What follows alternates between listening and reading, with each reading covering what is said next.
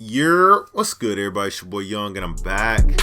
I got a new analyst video. First and foremost, I just want to say thank you to everybody that's been keeping up with the channel. Thank you to everybody that's been, showing love on analyst videos. For some odd reason, my YouTube algorithm is weird now.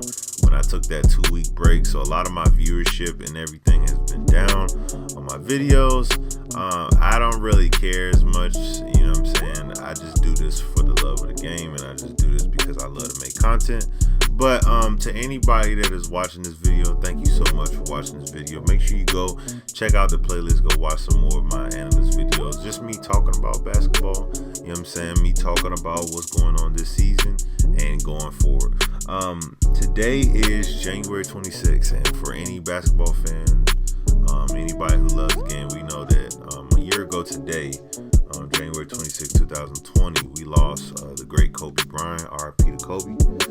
So today, I really just wanted to drop a lot of analyst videos of me just talking about basketball.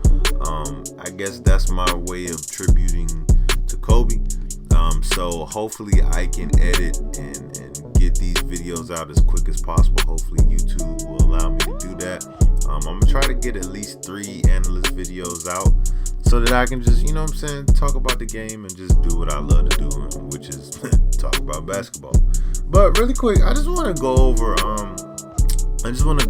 over, this is kind of like me coming back to my original point topic when it came to the initial James Harden trade to the Nets.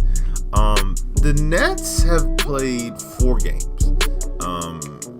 And I'm going to be honest with y'all. Everything that I said, literally came to fruition. And it's funny as hell because when I go back and I watch that video, sometimes I be kind of spot on and I don't be realizing it when it's come to certain things when it comes to basketball. But that was just too uncanny. Starting at the lineups, I kind of figured that they were either going to start with the big 3, DeAndre Jordan and Jeff Green, or they were going to run a split lineup where they throw Joe Harris in there just to get a little bit more shooting. And so, that happens and, whatever. So as far as the lineups is concerned, I was pretty spot on that. My concern in the initial trade video was their defense. And like I said in the video, I just said, hey, they're looking suspect on defense by letting Taurean Prince and Jared Allen go.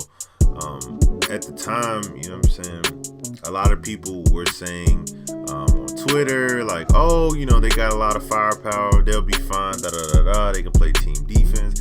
And that was something that I said in the video, and I was like, maybe the big 3 can, put up some points and the bench just has to weather the storm until they come back in, or they'll run split lineups to where, you got 2 on the bench and 1 on the floor, or you got, 2 on the floor, 1 on the bench, or something like that, and then you just make it work. They've already played 4 games, and in those 4 games, they are 2-2. They got torched by Colin Sexton in the first game, which was so disrespectful. Then in the second game, they lose again. But that was primarily because I don't want to say it's because they didn't have Kyrie.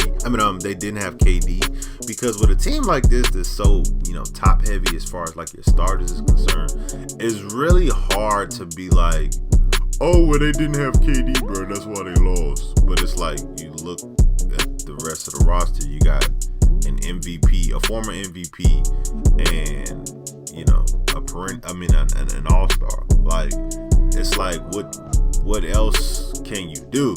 So you can't really, it's hard to really get that argument like, oh, they was missing one more guy. It's like, bro, you got 3 of the best scorers in the league right now. Like, you should be able to get a dub with 2 of them on the floor.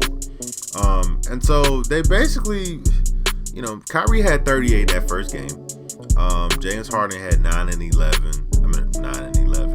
and 11. But as far as the Cavs was concerned, they got, what I expected would happen. They got a pretty good performance from Andre Drummond. And, Colin Sexton, even though he didn't have, the 40-piece chicken McNugget with no napkins, you feel me? He still had 25, and everybody else kind of contributed to it. But everything that I said as far as like their defensive struggles came to fruition in them 2 games. They can't guard anybody. And that's primarily the reason why you're going to see going forward. And like I said in the initial analyst video when the trade happened, you're going to see guards and centers going off on the Nets. And it's just as simple as that. They don't have any rebounders. Like I said in the video, and y'all probably going to hear me say like I said in the previous video over and over again. Because, in these 4 games, literally everything that I said came to fruition. They can't play defense. They don't have a body that can protect the rim. So a lot of the points that, teams are going to be scoring against these guys are going to be at the paint. And it's crazy. Like when I go at the stats from the first Cavs game, they shot 50% from the field. Like, what? Now, granted, they were lighting them up from the 3-point line. They shot 50% from the 3-point line. But it's like, dude, nobody should be shooting 50% from the field. That means you have no rim protection. And DeAndre Jordan is washed. We just have to call it like it is. I didn't think it was going to be that bad when it came to DeAndre Jordan. I thought, he had a couple of games early off in the season where he was doing pretty good. But if you watch tape and you see, like, for instance, in that Cavs game, even though Andre Drummond can't shoot, they ran a lot of high pick and rolls and just put DeAndre Jordan in pick and roll action over and over and over and over again. And if you go back and you watch them highlights of that game, especially the first Cavs game when Colin was torching them, Colin was killing them with a lot of hezzy moves. And as like when you're a hooper and you get into that mode, when you see a couple of shots dropping, you just don't care anymore. And after he seen a couple of shots drop, he stopped getting those screens, but it was too late. Like, he was already hot. But early on in the game, their game plan was to run high pick and rolls. And DeAndre Jordan's foot speed ain't the way it used to be. So his drop coverage is horrible. So it was like, what else can he do? What can you do defensively? And for anybody that doesn't know what drop coverage is, I want y'all to kind of put your basketball vision glasses on in your head, or kind of look at the screen right now. So basically what drop coverage is when an initial ball handler coming down the court and they call for a pick, the center who is guarding the pick man or whoever the guy is setting the pick, he drops into the painted area to stop the roll. That's what drop coverage is. But sometimes, depending on the offense or depending on what's going on, the drop coverage will change. So for instance, you got like big men that will drop all the way in the paint because they know that the big man can't shoot. Or you got big men that will semi-drop to like the free throw line just to stop the roll, but at the same time, if the point guard decides he wants to shoot a mid-range, then he'll be able to slide out and contest that shot, and then the power forward or whoever is in the vicinity will slide and pick up that roll. But anyways, DeAndre Jordan's drop coverage is horrible. And as far as his defense was concerned, he did horrible. He wasn't getting you any rebounds for real. He just wasn't doing nothing. He wasn't doing nothing. He had 13 points and 4 rebounds. What can you do with 4 rebounds? James Harden had more rebounds than him. And KD had more rebounds than him. Jeff Green had more rebounds than him. And they're all not significantly, but they're all shorter than you. That's unacceptable from your starting caliber big men. So, the first game you saw it. Like, the defense was just all over the place. Now, me watching that game, I was like, Colin Sexton, I'm not really going to say my piece on Colin Sexton. That might be a separate video. If y'all want me to talk about Colin Sexton, I definitely will. But in my head, I was like, Colin Sexton not doing that twice. Colin Sexton is not going off for 40 twice. And it was just bad. It was bad with the same old things. Like, even though they shot worse from the 3-point line, they were at 32%. They still shot 51% from the field, meaning that it was sweet in the paint.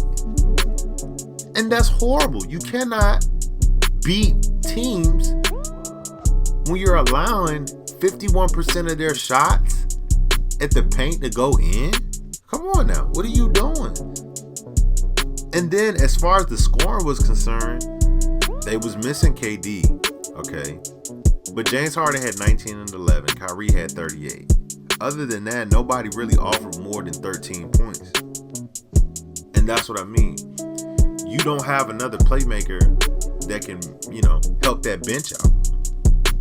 That's why I gave the idea of you splitting the minutes to where you have either Kyrie or James Harden with that bench unit to help them out, or you just gonna leave the bench to struggle. Bruce Brown is not a point guard. And a lot of lineups, they would run Bruce Brown as the backup point guard. You know what I'm saying? And like I said in the video, Chioza is probably not going to get any burn because he's 6 foot and he can't defend nobody.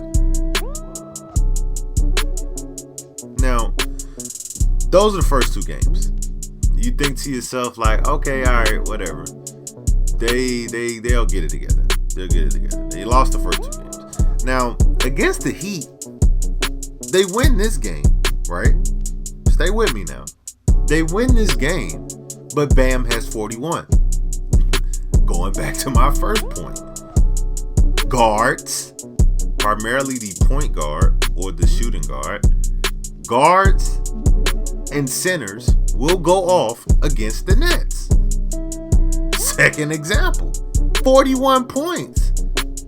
And I think he missed like 4 shots or something like that.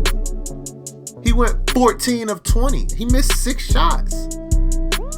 And they were sweet. Like, if you see the highlights of that video, if you see the highlights of that game, go to YouTube, right? Type in Bam's 41-point performance, right? A lot of them points came from him just torching them in the mid-range area. Why? You got Jeff Green checking him. Jeff Green can't check him. He's crossing over, tween, get by, pull up mid-range in his face. Like, getting to the basket, dunking, doing whatever he wanted to do. And then when you go and you see the stats, now, it was significantly less than 50%, but 47% from the field. Now, they lost, but you put Jimmy Butler, who loves to attack, you know what I'm saying? You put a healthier Goran Dragic, because I'm going to say this about Goran, right? Goran ain't really doing what we know Goran can do. Goran is a slasher. You know what I'm saying? Goran is shooting out of his mind now, but Goran knows how to get to the basket. And Goran had 19. Kendrick had 18 that game. Now, they got a lot of bogus foul calls. I actually watched that game, like the raw unedited version, like as it was happening live. Excuse me. And I'ma just be real with y'all. A lot of them calls was wild, and I get it. I'm a conspiracy theorist when it comes to certain teams. I felt like the NBA realized that they was about to lose. Somebody put in that call, and they was like, we can't have our big three like this go out, you know what I'm saying, and lose. So, they won the game, whatever. And then the next game, they win. But same difference. Bam comes back 26 and 10. Dragic has 21. Like, now they still don't have Jimmy. Now, granted, they shot way worse from the field. 36%. But the Nets ain't shooting no better, 40% from the field. So it's like, where are your shots coming from? Now, KD is bad in this game. He had 20 and 13. Kyrie had 16 and 8. And James Harden had 20 and 8. But you have so many question marks. And I think the biggest question mark with this Nets team is, how are they going to play defense in crunch time? Every team has a crunch time lineup that they run. You know what I'm saying? When it comes down to it, and you need stops, or you need, that lineup that's gonna help, you run that crunch time lineup.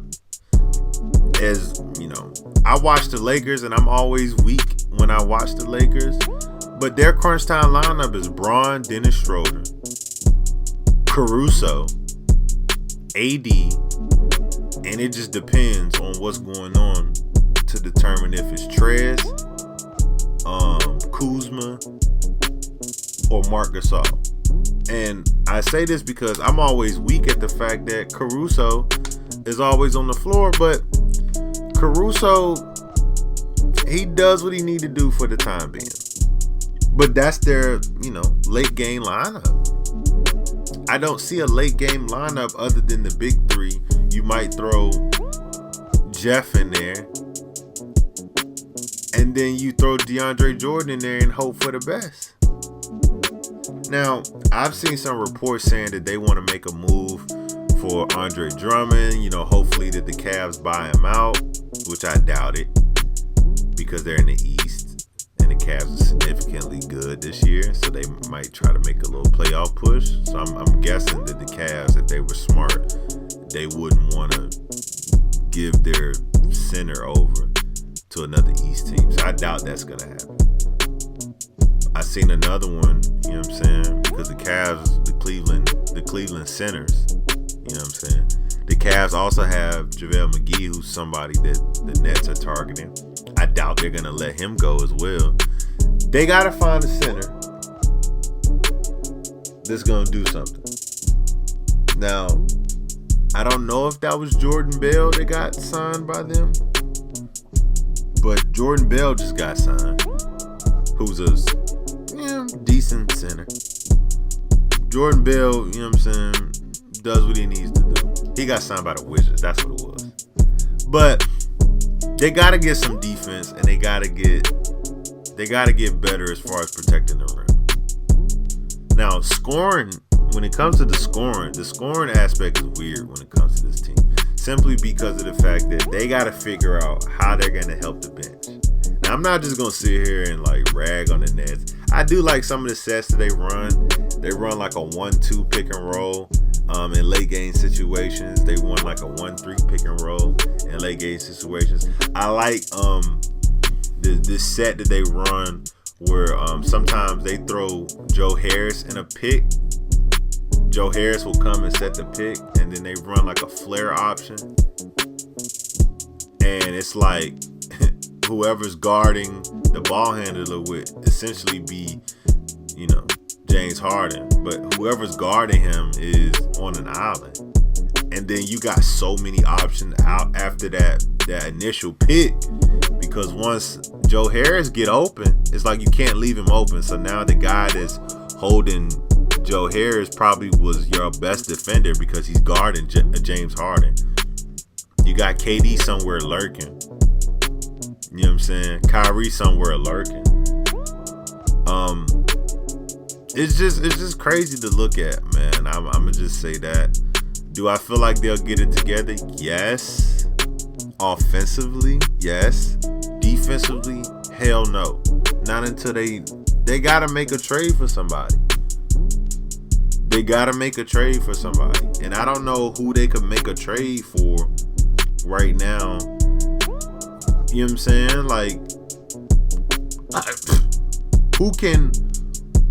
Who can you make a trade for? Thabo Sefolosha? I mean, I'm not trade, but who can you pick up? Thabo Sefolosha?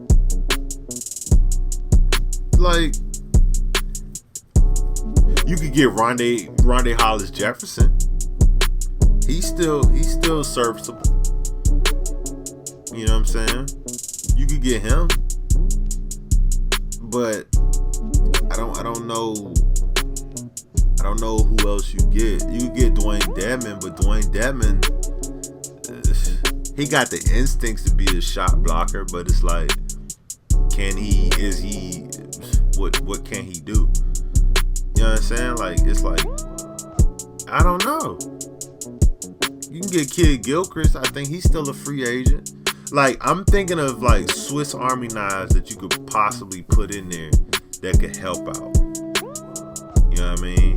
They gotta figure something out because the defense is horrible. Now, their next couple of games is interesting simply because like they're playing excuse me, yo. I need to give me some water. They're playing a couple of guys that are fitting into that category. They play the Hawks. That's a point guard that can go off. They're playing the Thunder. Another point guard that could go off. The Wizards are ass. And then you're playing the Clippers. And I'll make a separate video on the Clippers. But the Clippers have silently been one of the best teams in the West. So I think I'm just gonna predict the next month or so as far as the Nets is concerned. I think they go on a win streak. Little 4-game, 5-game win streak. And then I think that teams start to figure out how to beat them, and then they start losing. I think they start losing unless a significant trade happens, or unless they just figure out, hey, we're gonna start running zone or something. Which that's another video for another day. A lot of these teams been running a lot of zone lately. I don't know if y'all noticed that. But anyway, I'm gonna get on the body here. I'm gonna holler at y'all later, man. Peace and love. Y'all be easy. Make sure y'all comment down below how y'all feel about the Nets. Do y'all think they should make a trade? Do y'all think y'all should, pick up something in free agency? And then also too, comment down below what y'all want me to talk about, man. You know what I'm saying? Talk to me. I'm gonna holler at y'all later, man. Peace and love. Lady.